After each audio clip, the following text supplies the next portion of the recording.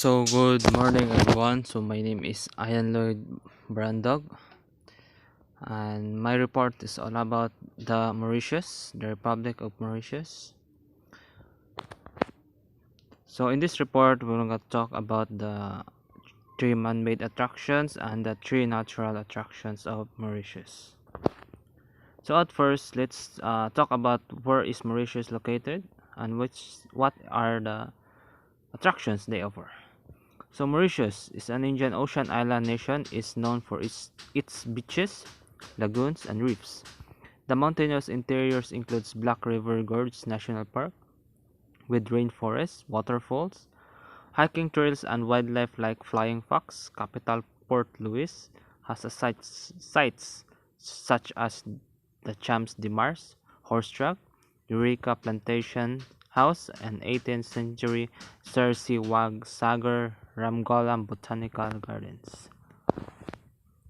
So the first man-made attractions is the Mauritius Aquarium, so which is definitely one of the most attractive tourist spots in the entire Mauritius.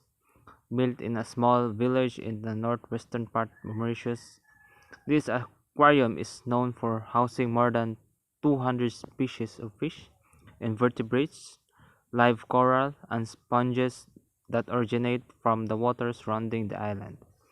The feeding time for the fishes is daily 11 a.m., where you will have the opportunity to watch the impressive animals like sharks, tortoise, and more rays getting fed at this time.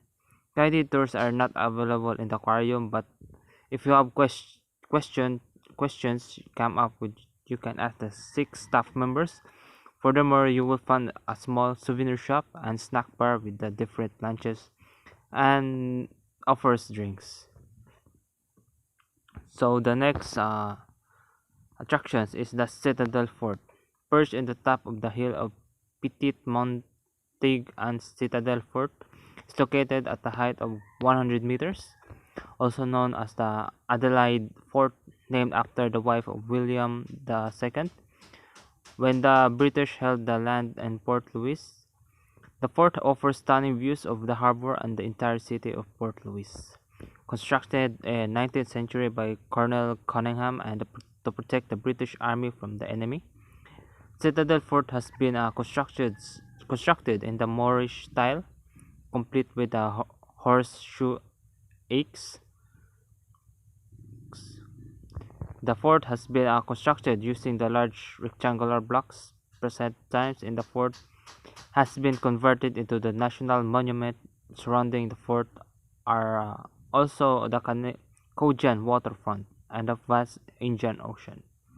Fort Citadel remains the popular tourist destination, owning to stunning views and it provides.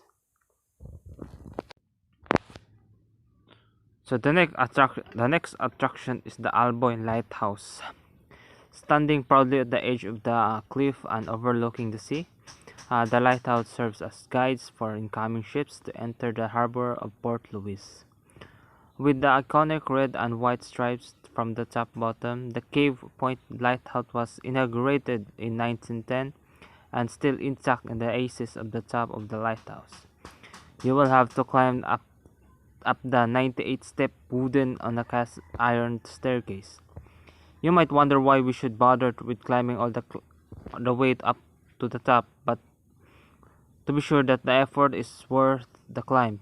You will be rewarded with a magnificent panoramic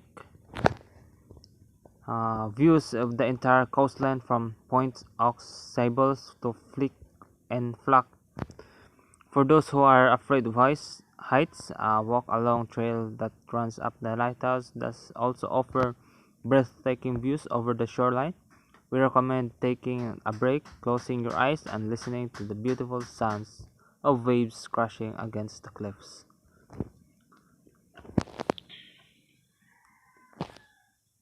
So let's move on to the three natural attractions of the Republic of Mauritius.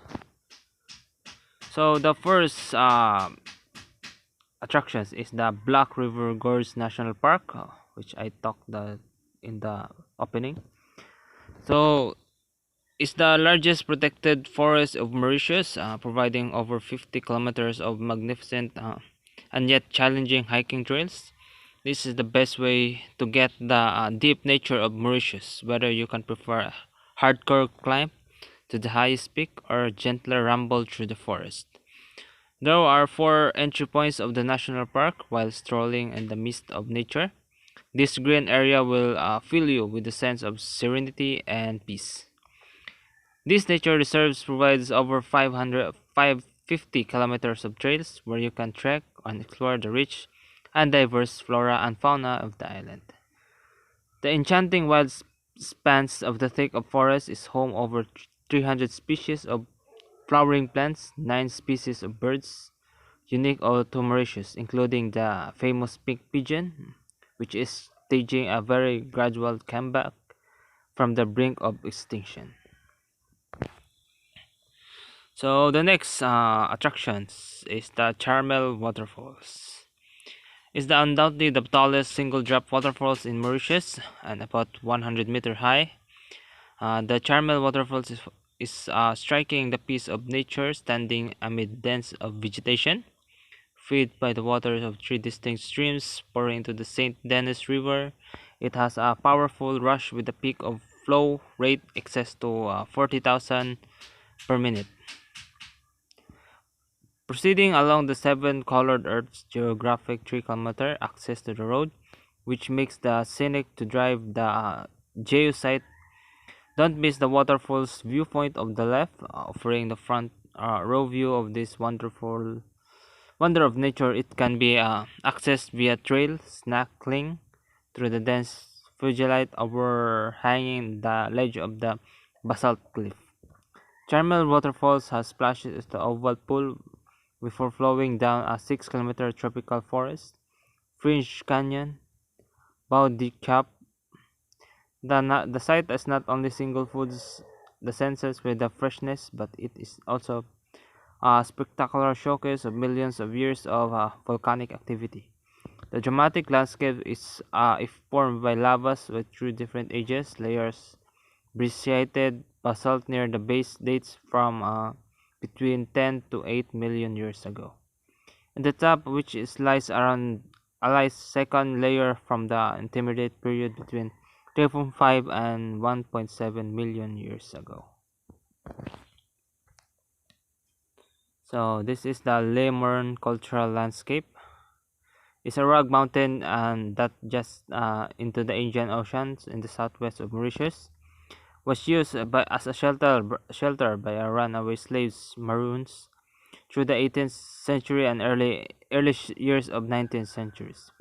Protected by mountains, isolated wooded and also inaccessible cliffs, the escaped slaves formed the small settlements in the caves on the summit of Leo Morn. The oral traditions associated with the Maroons have made the Lemurn a symbol of slaves' fight for freedom. Their sufferings, and their sacrifices also have the relevance to the countries which the slaves came. The African mainland, Madagascar, India, Southeast Asia, indeed Mauritius is an important stopover in the Eastern slave trade. Also came to be known as the Maroon Republic because it's a large number of escaped slaves who live in the Lee Morn Mountain. So thank you for listening to my report and have a nice day. Thank you.